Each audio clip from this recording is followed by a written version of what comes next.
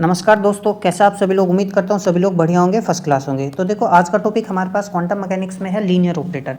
Actually अब यदि आप प्रीवियस लेक्चर्स को फॉलो करते आ रहे होगे तो आप जानते होगे मैं ऑपरेटर्स के बारे में ऑलरेडी पढ़ा चुका हूँ। फिर उसके बाद हमने कम्यूटेटर्स के बारे में पढ़ाया था, ठीक है ना। प्रॉपर्टीज़ ऑफ कम्यूटेटर्स हमने पढ़ा था और प्रॉपर्टीज़ ऑफ ऑपरेटर्स हम ऑलरेडी पढ़ चुके हैं। काफ़ी इन डेप्थ डिटेल में हमने पढ़ाई की है, समझ में आया। आज जो टॉपिक हमारे पास है वो हम पढ़ेंगे लीनियर ऑपरेटर। एक्चुअली हम अब टाइप्स ऑफ ऑपरेटर की तरफ बढ़ेंगे, different types of operator actually में होते क्या हैं, ठीक है। तो आज हम पढ़ेंगे लीनियर ऑपरेटर के बारे में। लीनियर ऑपरेटर क्या होता है, एंटी लीनियर ऑपरेटर किसको बोलते हैं, और पैरिटी ऑपरेटर क्या होता है। समझ में आई बात, ठीक है। तो ये आज का हमारा लेक्चर होगा। तो बिना समय गंवाए आइए स्टार्ट करते हैं। आपसे थोड़ा सा रिक्वेस्ट करना चाहूँगा, आप चैनल को कृपया करके सब्सक्राइब कीजिए। एक मोटिवेशन मिलेगा तो मैं कंटिन्यू आपको पढ़ा पाऊँगा। समझ में आई बात, ठीक है। तो आइए स्टार्ट करते हैं। अब देखो, लीनियर ऑपरेटर क्या होता है। देखो, एक ऑपरेटर को हम लीनियर कब कहते हैं, यदि वो सेटिस्फाई करता है दो कंडीशंस, एक तो ये और एक ये। अब ये कंडीशंस हैं क्या, तो इन कंडीशंस को पढ़ने से पहले आप ध्यान से समझिए। जो स्क्रोडिंजर इक्वेशन थी, समझ में आया, तो स्क्रोडिंजर इक्वेशन भी हमारे पास क्या है, लीनियर होनी चाहिए। मैं आपको प्रीवियस क्लास में ऑलरेडी बता चुका हूँ क्यों, समझ में आया। और स्क्रोडिंजर इक्वेशन का जो सॉल्यूशन होता है हमारे पास, जिसको हम क्या बोलते हैं, वेव फंक्शन बोलते हैं, ठीक है ना। ये भी क्या होना चाहिए हमारे पास, लीनियर होना चाहिए, ठीक है। कोई डाउट है तो इन के जब हमारे पास वेव फंक्शन जो होता है तो हम इस वेव फंक्शन का क्या करते हैं, ऑपरेशन करते हैं, है ना। ये वेव फंक्शन ही हमें सारी इन्फॉर्मेशन देता है, जैसे मैंने आपको बताया था। समझ में आई बात। तो लीनियर ऑपरेटर जो होता है ना, बेसिकली वो हमारे पास क्या होता है, यदि हम सम ऑफ वेव फंक्शंस पर उसको एक्ट करें, समझ में आया। तो देखो, ये भी एक सॉल्यूशन होगा। मान लो φ1 एक सॉल्यूशन है स्क्रोडिंजर इक्वेशन का और φ2 एक सॉल्यूशन है स्क्रोडिंजर इक्वेशन का। तो इनका जो सम होगा ना, वो भी क्या होगा, स्क्रोडिंजर इक्वेशन का सॉल्यूशन होगा। तो यदि हम इस पर कोई ऑपरेटर एक्ट करते हैं, समझ में आया, तो वो ऑपरेटर इंडिविजुअली भी एक्ट होना चाहिए, ऐसे, समझ में आया। और ये दोनों क्या होने चाहिए, इक्वल। तो φ1 तो सॉल्यूशन था स्क्रोडिंजर इक्वेशन का, तो ऑपरेटर उस पर एक्ट कर सकता है। φ2 सॉल्यूशन था स्क्रोडिंजर इक्वेशन का, तो ये ऑपरेटर उस पर एक्ट कर सकता है। तो इन दोनों का जो सम होगा वो किसके इक्वल होगा, यदि हम दोनों वेव फंक्शन को सम करके जब हम उस पर ऑपरेट करें। समझ में आई बात। तो ये बात विशेषकर ध्यान रखना, ठीक है। ये एक ऐप है ऑपरेटर। दूसरा, ये एक एक्चुअली में एक तरीके से हम इसको एडिटिविटी बोलते हैं। क्या बोलते हैं, एडिटिविटी, ठीक है। तो ये एडिटिविटी शो करेगा। अब ये देखो क्या है, ये मल्टीप्लिकेटिव है, यानी सी हमारे पास क्या है, कोई कांस्टेंट है, और फाई क्या होगा, कोई वेव फंक्शन हो गया। तो सी तो कांस्टेंट है, मैं इसको बाहर लिख सकता हूँ। तो वेव फंक्शन पर मेरा ऑपरेटर एक्ट करेगा। तो सी क्या है, कोई कांस्टेंट है, कुछ भी हो सकता है, कॉम्प्लेक्स नंबर हो सकता है ना, कोई कॉम्प्लेक्स नंबर है जो कि कांस्टेंट है, या कोई रियल नंबर हो सकता है, कुछ भी हो सकता है। समझ में आई बात, कोई डाउट है। अब देखो, इन दोनों कंडीशंस को, these two conditions are equivalent to single condition. अब हम इन दोनों कंडीशन को ना एक ही में कंबाइन करके कैसे लिख सकते हैं, अब देखो ध्यान से। तो मेरे पास एक ऑपरेटर है ए, ठीक है ना। तो देखो, इस वेव फंक्शन पर एक्ट कर रहा है ना। देखो, C1 φ1 प्लस C2 φ2, और C1 C2 क्या है, कॉन्स्टेंट है, कॉम्प्लेक्स नंबर सी है हमारे पास। तो जब ये एक्ट करेगा तो इंडिविजुअली एक्ट करेगा। तो C1 मैंने बाहर रखा, तो A1 मेरा φ1 पे एक्ट करेगा और A1 φ2 पर एक्ट करेगा। And this is one of the most important thing which you have to remember. समझ में आया। तो यदि कोई भी क्वेश्चन आपको दे दे और कहे कि चेक करो कोई ऑपरेटर है, ए ऑपरेटर है, बी ऑपरेटर है ना, एच ऑपरेटर है, कि चेक करो कि वो लीनियर है या नहीं है, तो इस यदि ये कंडीशन वो सेटिस्फाई करेगा तो वो लीनियर होगा, ठीक है। And one of the most important thing about linear operators, यहाँ ध्यान से देखो, तो जितने भी ऑपरेटर्स एक्चुअली में क्वांटम मैकेनिक्स में हम पढ़ेंगे ना, सारे लीनियर होते हैं। चाहे वो पोजीशन ऑपरेटर हो, मोमेंटम ऑपरेटर हो, एनर्जी ऑपरेटर हो, स्पिन ऑपरेटर हो, है ना। समझ में आई बात। एंगुलर ऑपरेटर हो, टोटल एंगुलर ऑपरेटर हो, कोई डाउट है, हैमिल्टोनियन हो, कुछ भी हो, सारे के सारे ऑपरेटर्स क्या होते हैं, लीनियर। क्योंकि वो किस पर एक्ट करेंगे, स्क्रोडिंजर इक्वेशन पर। स्क्रोडिंजर इक्वेशन का सॉल्यूशन जो होता है फाइव, वो भी लीनियर होता है। समझ में आई बात। तो दिमाग में ये बात बैठा लेना, जितने भी ऑपरेटर्स होते हैं क्वांटम मैकेनिक्स में, सारे के सारे क्या होते हैं, लीनियर ही होते हैं, ठीक है। और यदि कहीं पर टर्म ऑपरेटर लिखा हुआ भी है ना, तो इसका मतलब भी है वो लीनियर ऑपरेटर है, ठीक है ना। इससे पहले भी मैंने जब भी ऑपरेटर पढ़ा है, तो जहाँ भी ऑपरेटर वर्ड आया है क्वांटम मैकेनिक्स में, it means it is a linear operator, ठीक है।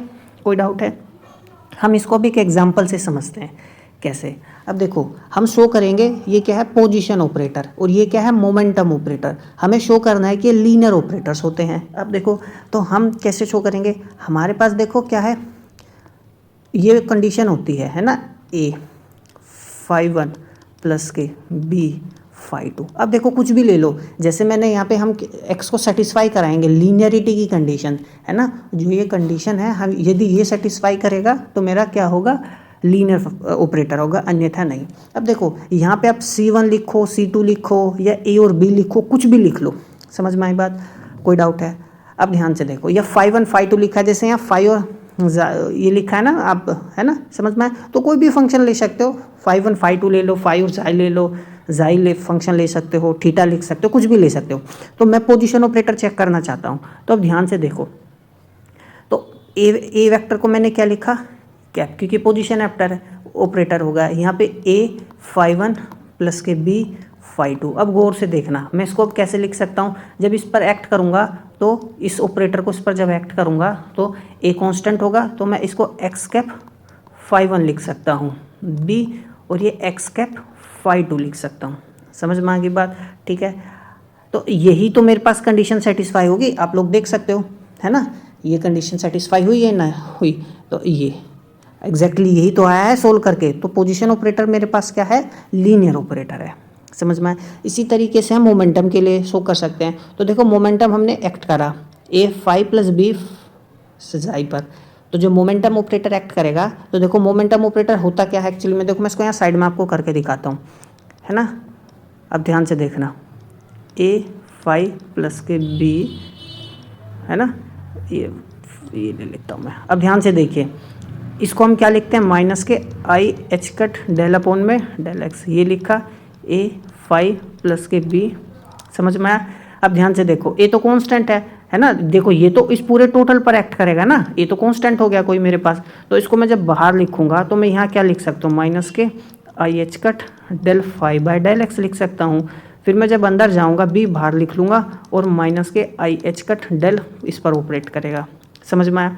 अब देखो ए, इसको मैं क्या लिख सकता हूँ, पी एक्स ऑपरेटर फाई पर ऑपरेट कर रहा है, प्लस है ना बी, ये पी एक्स ऑपरेटर साई पर ऑपरेट कर रहा है। तो देखो ये आ गया ना, वही कंडीशन सेटिस्फाई हो गई ना, हो गई, समझ में आया? लीनियरिटी की कंडीशन देखो ये है ना, मतलब इंडिविजुअली एक्ट कर रहा है और कांस्टेंट मेरा बाहर है। आप यहाँ देख सकते हो इंडिविजुअली एक्ट कर रहा है और कांस्टेंट बाहर है, तो ये भी क्या होगा, मेरे पास मोमेंटम ऑपरेटर भी एक लीनियर ऑपरेटर ही होता है। ठीक है, कोई डाउट है? तो कोई डाउट है तो आप कमेंट बॉक्स में मुझे बताइए, मैं पूरी कोशिश करूंगा सोल्व करने की। बात करते हैं एंटी लीनियर ऑपरेटर की। देखो कंडीशन से एकदम से उल्टा है। अब जब एक ऑपरेटर को हम एंटी लीनियर ऑपरेटर कब कहेंगे, जब वो एडिटिविटी है ना, जो प्रॉपर्टी पहले थी वो फॉलो करे। देखो सिमिलर केस है लीनियर के केस में, तो ये सिमिलर है, एडिटिविटी कंडीशन जो है ना लीनियर ऑपरेटर जैसी ही है, इसमें कोई चेंज नहीं है। चेंज देखो कहाँ होता है, कॉम्प्लेक्स कॉन्जुगेशन वाले पार्ट में। कहने का मतलब देखो क्या है, देखो लीनियर ऑपरेटर के केस में क्या होता है, सी कोई मेरे पास कॉम्प्लेक्स नंबर है, मान लो सी क्या कॉम्प्लेक्स नंबर यानी कोई कांस्टेंट है, तो मेरे पास सी जो होगा बाहर लिखूंगा और मेरे पास ये आएगा। तो ये तो मेरे पास लीनियर ऑपरेटर का केस हो गया। एंटी लीनियर ऑपरेटर में देखो क्या होता है, ध्यान से समझो, बस यही डिफरेंस है लीनियर और एंटी लीनियर में। सी जो है कॉम्प्लेक्स ये है, तो ये बाहर कॉम्प्लेक्स कॉन्जुगेट आएगा when A operator acts on this product, समझ में आए, और मेरे पास फिर ए ऑपरेटर एक्ट करेगा फाई पर। आप यहाँ पर ध्यान से देख सकते हो, ये तो लीनियर ऑपरेटर के जैसे ही एग्जैक्ट है, बस इसमें चेंज है। ठीक है ना, तो where C is a complex constant, ठीक है, और सी स्टार क्या है, कॉम्प्लेक्स कॉन्जुगेट है, समझ में आई बात। यदि सी मान लो मेरे पास वो आप कुछ भी एज्यूम कर सकते हो, मान लो 2 प्लस के 3 आयोटा है, तो सी स्टार क्या हो जाएगा, 2 माइनस के 3 आयोटा, समझ में आ गई बात। तो ये तो दोनों कंडीशंस को जब हम सिंगल कंडीशन में अप्लाई करेंगे तो सिंपली क्या होगा, देखो C1 है ना, देखो यहाँ स्टार आ गया, कॉम्प्लेक्स कॉन्जुगेट हो गया, यहाँ पे C2 आ गया, कॉम्प्लेक्स कॉन्जुगेट हो गया, बस डिफरेंस कुछ नहीं है, बस कॉम्प्लेक्स कॉन्जुगेशन के पार्ट में ही डिफरेंस है। तो ये क्या हो गई, कंडीशन फॉर एंटी लीनियरिटी होगी। बहुत ज़्यादा सिंपल है, कुछ भी टफ नहीं है, समझ में आई बात। अब बात करते हैं देखो पैरिटी ऑपरेटर की। तो क्वांटम मैकेनिक्स में ना देखो पैरिटी ऑपरेटर भी क्या होता है, एक लीनियर ऑपरेटर ही है ना, पैरिटी ऑपरेटर भी क्या लीनियर ऑपरेटर है। तो ये क्या क्या करता है पैरिटी ऑपरेटर, एक्चुअली में रिप्रेजेंट करता है स्पेशल इन्वर्जन करता है। जो स्पेशल कोऑर्डिनेट्स होते हैं हमारे पास एक्स वाई जेड, उनको इन्वर्ट कर देता है। एक्स को माइनस एक्स कर देगा, वाई को माइनस वाई कर देगा, और जेड को क्या कर देगा, माइनस के जेड, समझ में। स्पेसिफिकली यदि बात करें तो स्पेशल कोऑर्डिनेट्स जो है ना, और इट रिफ्लेक्ट्स पैरिटी ऑपरेटर क्या करता है, it shows the reflection of special coordinates through the origin. कहने का मतलब देखो सिंपल है, ये मेरे पास ओरिजिन हो गया, यहाँ पर मेरे पास सपोज x जो है माइनस वो 2 है ना, यहाँ x क्या है 3 है, तो when the we will see reflection through origin, ये ओरिजिन के थ्रू रिफ्लेक्शन देखेंगे तो x क्या होगा -2 होगा, और यहाँ x क्या होगा -3 होगा। कहने का मतलब ये है, समझ में आया। तो स्पेशल इन्वर्जन करता है पैरिटी ऑपरेटर। तो सिंपल सा डेफिनेशन है पैरिटी ऑपरेटर का, ठीक है। तो इट हैज़ एनलार्ज्ड, तो let me make it correct, समझ में आई बात। अब देखो ध्यान से, तो हम इसको कैसे शो करेंगे, तो सिंपल डेफिनेशन है हमारे पास। तो पैरिटी ऑपरेटर देखो क्या करता है, पैरिटी ऑपरेटर बेसिकली r को क्या कर देता है -r, समझ में आया। मैंने 3 डायमेंशन में लिखा है, या हम सिंपली 1 डायमेंशन में लिखेंगे तो क्या कहेंगे, x को क्या कर देता है -x कर देता है। तो जब हम when applied to a wave function, जब हम पैरिटी ऑपरेटर को किसी वेव फंक्शन पर ऑपरेट करेंगे तो किस तरीके से ट्रांसफॉर्म करेगा, तो जब पैरिटी ऑपरेटर को वेव फंक्शन पर अप्लाई करेंगे तो वो क्या करना चाहिए, r का क्या करेगा -r, समझ में आ गई बात, ठीक है। अब ध्यान से देखना इंपॉर्टेंट चीज़, अब ये तो कर दिया पैरिटी ऑपरेटर ने, अब इसमें भी 2 चीज़ होंगी, इसमें क्या होंगी, 2 चीज़ होंगी, ध्यान से देखो। ऐसा हो सकता है कि ये जो फाई r जो है ना -r ही रहे, या माइनस के बाहर सिंपली मेरे पास आ जाए, ठीक है ना, नहीं आया समझ में, मतलब एक मिनट सॉरी, ये प्लस आएगा, ये ध्यान से देखो, फाई जो है -r है, तो जब इसको सोल्व करने पर वो पॉजिटिव ही रहे, है ना, स्पेशल इन्वर्जन करने पर भी फंक्शन में कोई चेंज ना आए और एक बार माइनस आ जाए। देखो ध्यान से मैं आपको एक एग्जांपल से बताऊंगा तब आपको चीज़ें समझ में आएंगी। तो एक्चुअली में ये ऑपरेशन जो है ना, मैंने जैसे बताया स्पेशल इन्वर्जन होता है, सिमेट्रिक प्रॉपर्टीज बताता है वेव फंक्शन की। तो यदि ये ध्यान से देखो, ये सोल्व करने के बाद पैरिटी ऑपरेटर लगाया, तो पैरिटी ऑपरेटर सोल्व करने के बाद फाई -r आया, और ये यदि फर्दर इसको जब सोल्व करने पर यदि ये आए, ये देखो -r equal to phi r हो, तो वेव फंक्शन क्या होगा, सिमेट्रिक, या हम क्या बोलते हैं इवन पैरिटी। फॉर एग्जांपल आपके पास मान लो ये हो, एक फंक्शन हो मेरे पास x², समझ में आया। तो यदि मैं पैरिटी ऑपरेटर लगाऊं, इस पर क्या लगाऊं, पैरिटी ऑपरेटर, तो देखो पैरिटी ऑपरेटर मैंने फाई x पर अप्लाई कर दिया, तो मेरे पास क्या हो जाना चाहिए, मेरे पास -x² हो जाना चाहिए, समझ में आया। अब फाई x एक्चुअली में x² है, तो देखो ये हो जाना चाहिए, x की जगह क्या आ जाएगा -x, x की जगह -x उसका स्क्वायर, x² ये आ गया, तो ये क्या आ गया, सिंपली फिर से फाई x आ गया।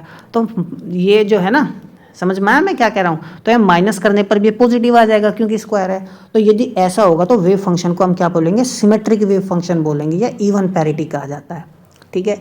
और यदि ओड हो, मान लो यहाँ पर क्यूब आ जाए, है ना, तो देखो यदि वेव फंक्शन मेरे पास ये हो, तो मैं सिंपलेस्ट एग्जाम्पल से समझा रहा हूँ, तो मैं जैसे ही पैरिटी ऑपरेटर इस पर अप्लाई करूँगा तो सिंपली देखो क्या होगा, ये माइनस के ये हो जाना चाहिए -x, है ना, तो -x फाई इसमें रखेंगे तो यही होगा, यानी -x³ यानी फाई x, समझ में आया। तो माइनस बाहर आ गया एक्चुअली में, आप ध्यान से देख सकते हो। ऐसा होगा तो वेव फंक्शन एंटी सिमेट्रिक होगा, यानी ओड पैरिटी। और एक होता है मिक्स्ड पैरिटी, तो इवन पैरिटी, मिक्स्ड पैरिटी, और होता है इवन पैरिटी और ओड पैरिटी, जिसको हम एंटी सिमेट्रिक भी बोलते हैं। तो मिक्स्ड पैरिटी एक्चुअली में क्या होता है, यदि ये दोनों कंडीशन ना हो, समझ में आया, if neither of the above condition holds, तो हम उसको बोलते हैं मिक्स्ड पैरिटी है, ठीक है। तो एक तरीके से हम इसको ऐसे भी कह सकते हैं ना, जो पैरिटी ऑपरेटर होता है ना, ऑपरेशन परफॉर्म करता है, तो उसका जो पैरिटी ऑपरेटर का जो ऑपरेशन है ना, it is equivalent to transforming a right handed system of coordinates into a left handed one और वाइस वर्सा। यानी राइट हैंडेड कोऑर्डिनेट सिस्टम जो होता है ना, उसको क्या बना देता है, लेफ्ट हैंडेड, और जो लेफ्ट हैंडेड होगा कोऑर्डिनेट सिस्टम, उसको क्या बना देगा, राइट हैंडेड। कहने का मतलब वही स्पेशल इन्वर्जन की बात कर रहा है, बस दूसरे शब्दों में लिखा गया है। ये मैंने आपको इसलिए बताया क्योंकि काफ़ी बार MCQ देगा, 4 ऑप्शन देगा और पैरिटी ऑपरेटर का फंक्शन पूछ लेगा, और वो कहेगा ए में क्या करेगा, क्या स्पेशल इन्वर्जन करता है, दूसरे में ऑप्शन देगा राइट हैंड को लेफ्ट हैंड सिस्टम में कन्वर्ट करता है, सी या लेफ्ट हैंड को राइट हैंड में कन्वर्ट करता है, डी आ जाएगा, है ना, आपके पास की ABC है क्या ऑप्शन। तो कुछ लोग तो सोचेंगे कि यही होता है, नहीं ये भी होता है, तो ये आएगा A भी है, B भी है, C भी है। समझ में आई बात, ठीक है। उम्मीद करता हूँ आपको चीज़ें समझ में आई होंगी। अब हम आगे बढ़ते हैं, अगला है हमारे पास eigen value of parity operator. देखो पैरिटी ऑपरेटर का आइगन वैल्यू है क्या। तो देखो बहुत ज़्यादा सिंपल है, मैं इसको ना दो तरीके से आपको बताऊंगा। दो तरीके से मैं क्यों आपको इस चीज़ को बताऊंगा, क्योंकि आपके लिए बहुत इंपॉर्टेंट चीज़ है समझना, क्योंकि वो मैंने अभी यहाँ लिखी नहीं हुई है। क्यों, अभी देखो ध्यान से, काफ़ी इंपॉर्टेंट चीज़ है। देखो तो हमें आइगन वैल्यू निकालनी है पैरिटी ऑपरेटर की। तो देखो हम जानते हैं कोई भी यदि ऑपरेटर, मान लो कि मेरे पास कोई ऑपरेटर है ए, और यदि वो किसी वेव फंक्शन पर एक्ट करता है तो लैम्डा और मेरे पास वही फंक्शन आ जाता है ना। 5 पर एक्ट किया, 5 फंक्शन ही आ गया, लेकिन यहाँ पर कोई कांस्टेंट वैल्यू आती है। तो ये जो कांस्टेंट वैल्यू जो होती है इसको हम आइगन वैल्यू बोलते हैं, और इसको क्या बोलते हैं, आइगन इक्वेशन बोलते हैं। ये ऑलरेडी मैं आपको प्रीवियस क्लास में पढ़ा चुका हूँ, समझ में आया, आपको मिल जाएगा। तो आइगन वैल्यू हमें यदि निकालना है तो हमें क्या कंसीडर करना पड़ेगा, आइगन वैल्यू इक्वेशन। तो मान लो जब यदि कोई ऑपरेटर हमने 5 पर ऑपरेट करा, 5r, ठीक है, और उसका आइगन वैल्यू लैम्डा आ गया, वेव फंक्शन तो वही रिपीट होगा क्योंकि आइगन वैल्यू इक्वेशन है। समझ में आई बात। अब ध्यान से देखो, देखो तो ये हो गया मेरे पास, ठीक है ना, ये आइगन वैल्यू इक्वेशन लिखी है मैंने। तो हम जब जानते हैं यदि हम किसी ऑपरेटर को 5 पर ऑपरेट करते हैं तो उसका क्या चेंज हो जाता है, स्पेशल कन्वर्जन होगा। तो देखो इससे तो ये आ गया, ठीक है, ये मैंने एज इट इज़ लिखा। अब मैंने ना, हमको क्या करना है, फिर लैम्डा की वैल्यू चाहिए, तो मैं पैरिटी ऑपरेटर को एक बार और अप्लाई कर देता हूँ दोनों साइड।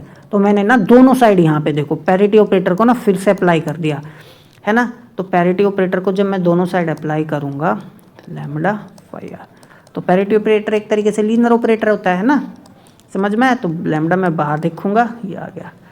अब देखो लैम्डा तो रियल होना चाहिए, समझ में आया, क्या होना चाहिए, रियल होना चाहिए पैरिटी ऑपरेटर हमारे लिए, क्योंकि क्वांटम मैकेनिक्स में ना एक्चुअली में जितने भी ऑपरेटर्स होते हैं मैं आपको बताऊंगा, जैसे मैंने बताया लीनियर होते हैं, लेकिन हमें उनका लीनियर वो इसलिए भी होते हैं क्योंकि आइगन वैल्यू रियल होना चाहिए। अब आपको मोमेंटम ऑपरेटर का आइगन वैल्यू कॉम्प्लेक्स आ जाए, कुछ भी नहीं पता चलेगा, क्या पता चल रहा है, या एनर्जी ऑपरेटर का आइगन वैल्यू मान लो 3 आयोटा एनर्जी आ जाए, क्या पता चला क्या होता है 3 आयोटा एनर्जी, कुछ भी नहीं है ना, ये फिजिकल सिग्निफिकेंसी नहीं है।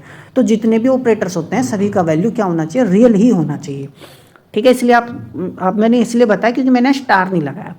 अब देखो मैंने दोनों साइड क्या अप्लाई कर दिया था, पैरिटी ऑपरेटर, तो यहाँ अप्लाई किया, यहाँ लगाया, ये तो मैंने सोल्व कर दिया। अब देखो पैरिटी ऑपरेटर का काम क्या होता है, -r को +r बना देना। तो देखो पैरिटी ऑपरेटर ने बना दिया, समझ में आई बात।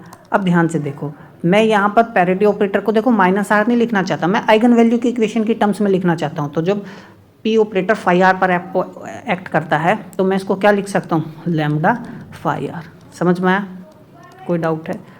तो ये अब ध्यान से देखो, तो ये मेरे पास क्या बना, सिंपली 5r = λ² 5r।